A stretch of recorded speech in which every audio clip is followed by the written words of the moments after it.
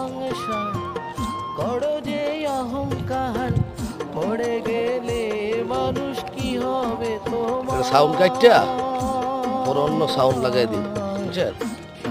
আপনি কথা কইবেন, কথার অবস্থা পাইবানা যে আর মোর, সাড়ে তিন হাত মাটির বেশি পাইবানা যে আর। এ ভব সংসার করো যে অহংকার, এ ভব সংসার করো যে অহংকার, মরে গেলে মানুষ কি হবে তোমার?